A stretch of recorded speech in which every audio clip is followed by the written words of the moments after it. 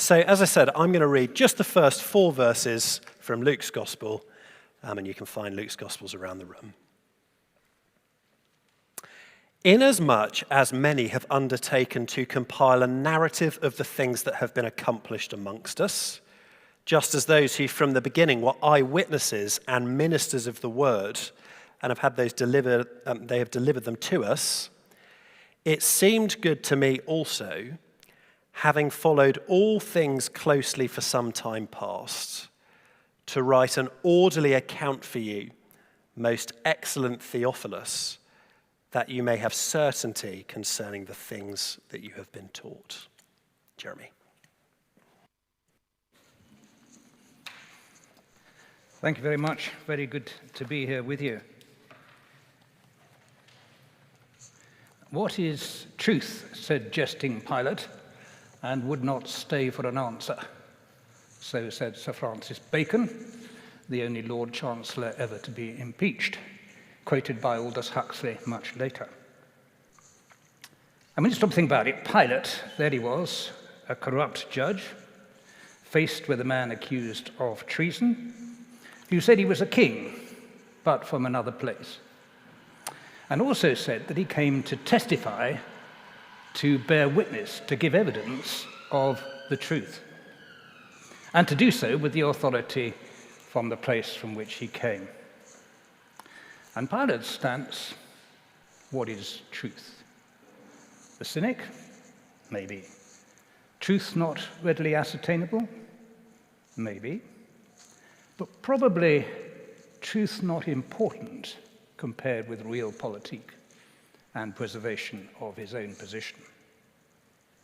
But of course, the whole process of law is based on the premise that truth is discoverable, and it's discoverable by reason of evidence. And Pilate recognized that, because Pilate 3 times acknowledged that the evidence showed that the man in front of him should be acquitted. He ignored the evidence in bringing in a conviction while seeking to limit his own responsibility for it, famously washing his hands. So he knew that the evidence was important, he knew that the truth was discoverable, but he wasn't going to let that get in the way of what he wanted to do. And I suggest to you, for many people, it's much the same where Jesus is concerned today. But it's the evidence which is important, as I always used to tell juries. I'd say to them, you mustn't investigate matters on the internet. You mustn't talk to people who are not on the jury about the case. You ignore what you read in the newspapers and hear on television. You discard from your thinking anything that's extraneous. You don't even pay much attention to counsel and their arguments unless their arguments appeal to you. What really matters is the evidence that you hear in that witness box. The evidence is what you hear in this court alone, and you reach your decision on the basis of that and nothing else. You set aside all preconceptions and you assess the evidence for what's reliable and base your verdict on it. And that's true for juries in criminal cases. It's true for judges in commercial cases where the judge decides for himself all the facts and the law. And I want to suggest to you it's the appropriate test to apply to the big questions of life. And in particular, Jesus claims to testify to the truth. Big questions of life, the ultimate truth Jesus claims to speak of. And the question that he constantly asked people, and which they raised themselves, was, who am I? Who is he? Who do you say that I am? And I wonder what Pilate himself would have answered to that had he been prepared to face up to it. Now, those of you who are lawyers will know, and most of you anyway will have much of an idea, that evidence in the courts in this country essentially takes 2 forms. It is what people say in the witness box. So someone comes into the witness box and they say what they've seen, what they've heard, what they've done, what they've experienced. That's what evidence is. Another form of evidence, of course, appears in witness statements and affidavits, where they've written down what they saw, heard, did, or experienced, or in some cases, what other people have said to them that they saw, heard, did, or experienced. And there are rules of evidence, but the essential rule is to look for what is comparatively the most reliable evidence. Excuse me. Whatever form it takes. And I want to suggest to you again that what's true for judges and juries and courts is actually true for historians as well. It works in much the same way. So the basis upon which they decide what it is they're going to write down in their books, it comes in the shape of what people said at the time, what they recorded at the time, or shortly after the events in question. And then the historian gives a degree of weight to what they say. He bears in mind whether they are potentially biased, whether they're part of the story, whether they may want to exculpate themselves or justify themselves. He looks at the possible reasons why they might be telling the truth or lying, the reasons why they might be accurate or inaccurate, the care they take in making the records in question, and the character of those concerned. And all those go into the melting pot to decide, is what said true? And findings are made on the basis of what best fits the evidence.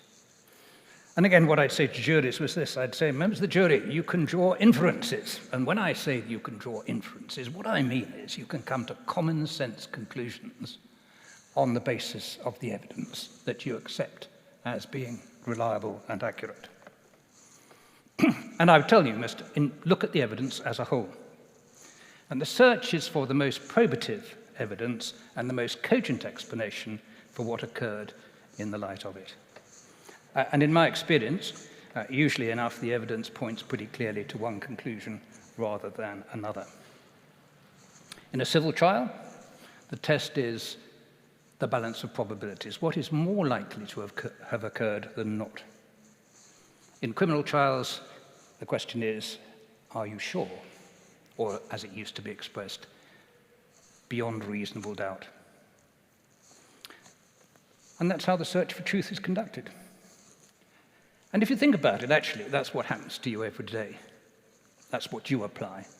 Take an everyday example. You go out in the street and you ask for directions to the law courts. And someone gives you an answer. And you decide, do they know what they're talking about? Don't they know what they're talking about? Will I rely on this evidence, his evidence, what he's saying about the directions or not? And you either do or you don't. If you pay no attention, you've actually made a decision, haven't you? I'm not going to rely on him. And of course, education proceeds on pretty much the same basis. What is there that you know that you haven't actually been taught or heard from some other source, whether it be a textbook, a lecturer, a teacher, or whatever? We all proceed on the basis of trusting people who we think are reliable and what they say. You decide what you think the truth is. And actually, in every area of life, that's pretty much what you do. And because an issue is difficult, you don't just throw up your hands in horror and say, I'm not going to make a decision at all. Because actually, in many cases, not making a decision is a decision. Take the man in the street we've just talked about. There is such a thing as truth, and it is ascertainable by evidence. So when Luke wrote his book, you have it in front of you there, he tells us that he embarked on a task of this kind, to set out the evidence so that the reader could be certain of what had occurred.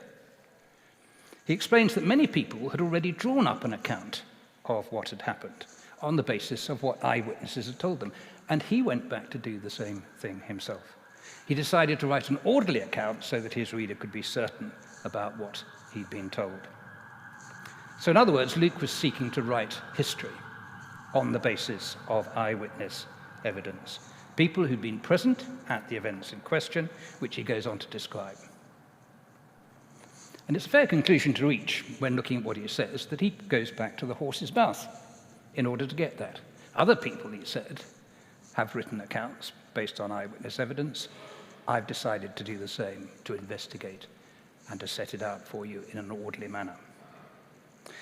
And I take it that when you look at what he says and compare it with what appears in the other Gospels, you'll see that there are different stories, there are different narratives, there are different things being said. Why? Because he records what he got from the eyewitnesses he spoke to. Matthew was actually there. He records what he actually saw and heard and experienced. John, the same. Different Gospels. Mark, we think, most people think, got all his information from Peter, who was there with Jesus. But each of them is writing with a view to giving you an account of eyewitness evidence. And so the evidence for Jesus is to be found essentially in these New Testament records. What he said, what he did, what he taught, his life, his death, his resurrection, and his ascension.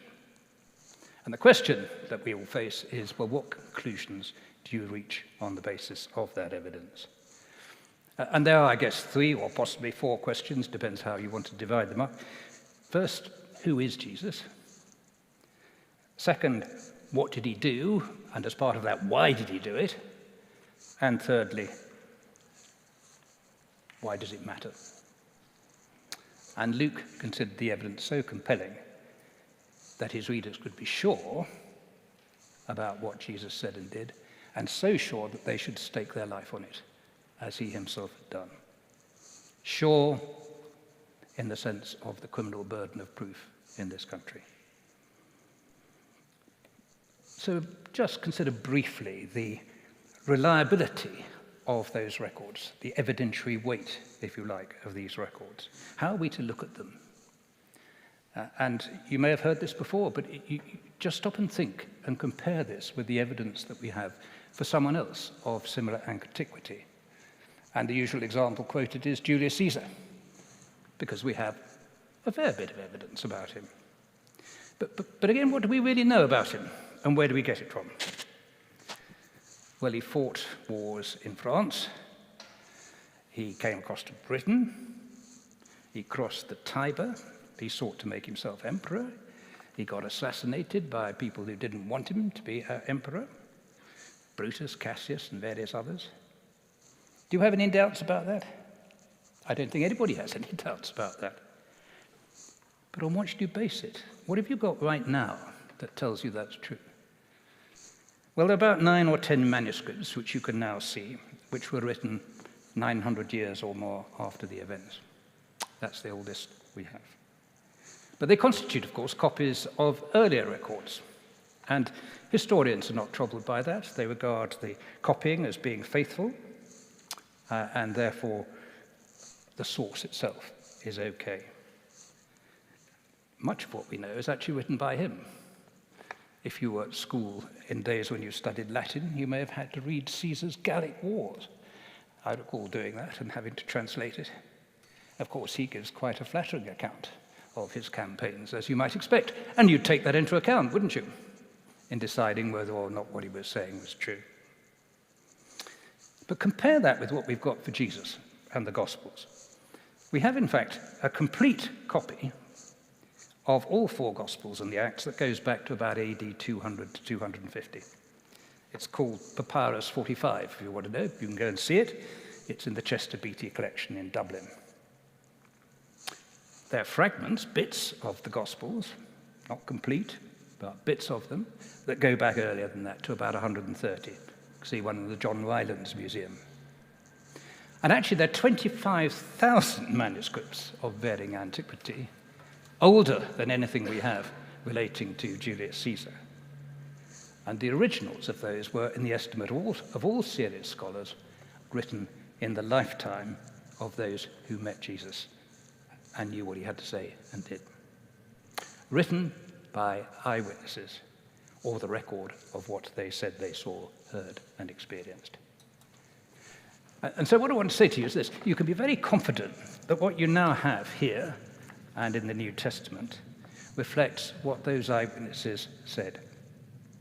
And the New Testament must be approached as the records of people who were there at the time, and given the sort of weight that that would be given in a court of law or by an historian. No need to suspend disbelief here.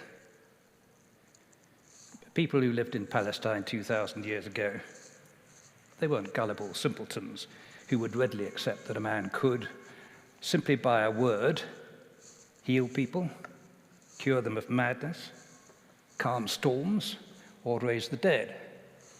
But that's what the gospel writers tell us that Jesus did. And there's a story in here about a little girl, Jairus' daughter, Jairus being a ruler in one of the synagogues. And she dies. And when Jesus is told, he says, she's not dead, she's only sleeping. And people laugh at him. They knew when people were dead.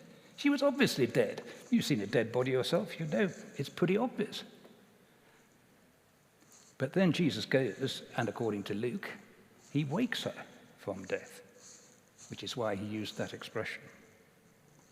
And it's because events like that were so extraordinary that Luke invites the conclusion as to who Jesus is. No ordinary man. And one of the interesting features about his record, in fact those of the other Gospels also, is this, that actually no one at the time doubts that what they say occurred actually did occur. They don't doubt the historicity, they doubt the explanation. Where's he getting this from? Where's the power coming from this? And they attribute it to all sorts of dark forces. And the issue which Luke raises is the same issue that Jesus himself raised. The issue the disciples raise when he calms a storm. Who is this who gives orders even to the elements, the wind and the waves, and they obey him? Who is he? People are at a loss to explain it.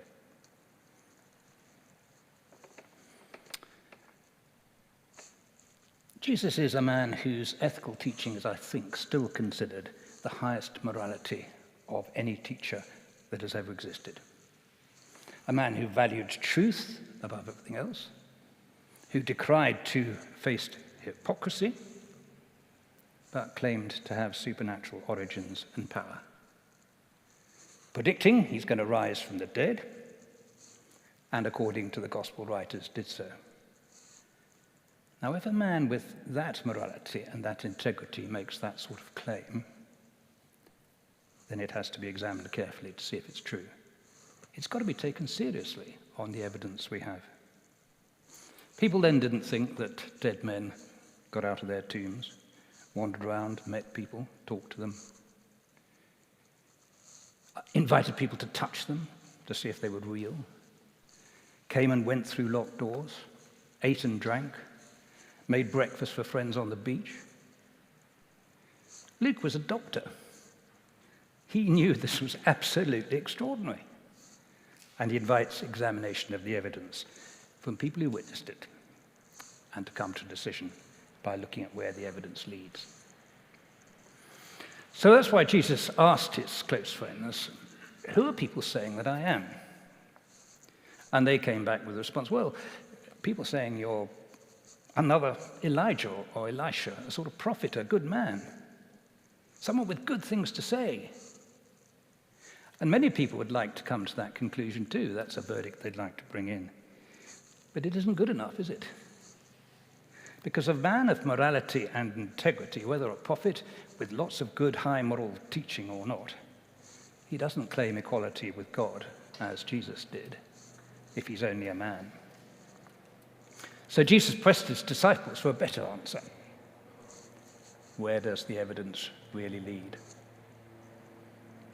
And I guess, as you probably realize, the crucial point arises in relation to his rising from the dead. Because although he predicted it, Luke tells us that his followers were reluctant to believe it. In fact, at first blush, none of them would believe it. It was first reported by a group of women that the tomb was empty. Immediate reaction was, this is wishful thinking. And it was only when someone they trusted reported it, Peter, who met Jesus, and then when Jesus met them individually, together or individually in a room or wherever it might be, it was only then when they encountered him that they accepted the truth and he explained its significance to them. Because they wanted evidence. They wanted the evidence of their own eyes. The evidence from someone they trusted also, and they got it. Thomas, the classic example. He wanted to grab hold of Jesus before he believed. Well, there are books that set out the evidence of the resurrection, and I'm not going to dwell on it today, but there are a few over there. You're very welcome to take them. There are a few here. Here's one called The Case for Easter, written by a journalist who set out to show that none of it was true at all and came to believe that it was, because he looked at it and could come to no other logical conclusion.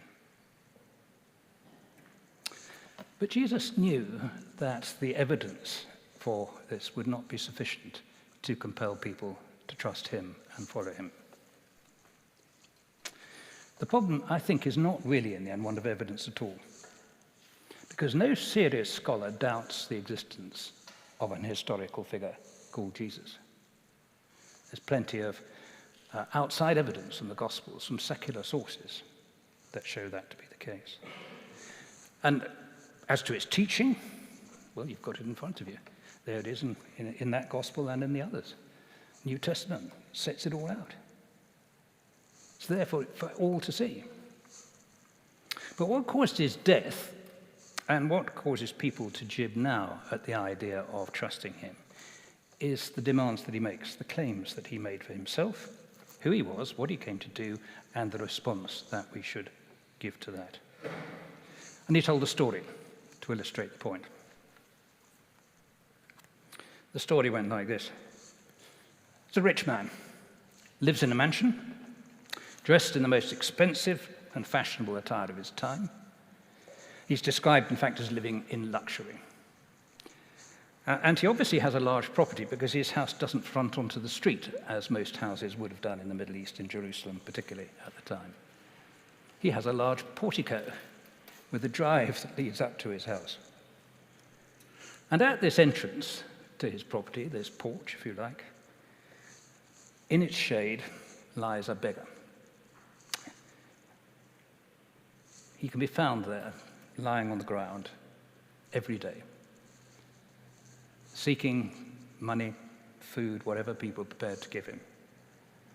And we're told he would gladly have eaten any leftovers from the rich man's dinners. But he's given nothing at all. And the rich man must have seen him every time he went out of his house. There he was, but he does nothing. Lazarus, as this beggar's called, is plagued by scavenging dogs, unable to fend them off from his ravaged body full of sores and the sort of things that happen if you live out in the open for too long. And life continues with this contrast in their living conditions. And from what emerges later, we find out two things. First, the beggar has a right relationship with God, and the rich man does not. He'd been too caught up in his own living without any reference to God and what God required of him. And then the story told by Jesus has these two in contrasting positions after death. The beggar's described as sitting next to Abraham in paradise, and the mansion owner is in Hades, described as being in agony. And he asks Abraham in the story to send Lazarus to give him a drink. And Abraham says, can't happen. No way. The way you two have lived has determined where you are now, and the chasm between the two is uncrossable after death. And then the mansion owner has an idea. It's the first show of concern he shows in the story for anybody else. He says, Abraham, send Lazarus back to my 5 brothers so they don't make the same mistake as I have. And Abraham says to him, what's the point of that? They've got all they need. They have the Bible. They have the law and the prophets, the Old Testament as we see it. The Tanakh, as they would have referred to it. They can read that. They've got every opportunity to respond in the right way to God. No, says the man. He says, if only someone should go to them from the dead, they'd stop and think. They'd repent. And Abraham's response is to say this. He says, if they don't listen to what God has to say in the Bible, they won't listen even if someone should rise from the dead. And the story, of course, is aimed at people who won't listen to what God has to say, who won't look at the evidence, who won't investigate for themselves, find out what God has done. Even if a man were to return from death, Some people, he says, would never respond. However powerful the evidence for who that man is, however powerful the evidence of the resurrection, however powerful that he is the king from another place who came to tell us the truth about the real matters of life and death. And some won't examine that evidence to see where it leads, because they fear where it might lead and what demands that might make of them. I'm going to finish there because I couldn't persuade you in just a few minutes of the strength of the evidence, whether in favor of the resurrection or in favor of who Jesus is, or the Christian worldview as explained by him, or why you should follow him. But what I do say to you is that the evidence is there. It's there for you to look at. It's there for you to investigate. And there are many ways of doing that. There are courses that are run by places like this. Christianity Explored is one. You'll know of others, no doubt. You can read a book. I've mentioned the one over there about the case for Easter. There's another one, Can We Trust the Gospels? Help yourself to those that are over there. Just a few copies there. First come, first served. But above all, read the New Testament. Get hold of a gospel and read it. And better still, read it and discuss it with a Christian friend. Talk about it. Explore for yourself. Investigate. See where the evidence leads. I couldn't encourage you more strongly to do that. If you do it, I suggest what you can do is to encounter the risen Jesus as he appears in the pages of the New Testament. And if you've already found him, then you ought to be sharing that with other people. Thank you very much.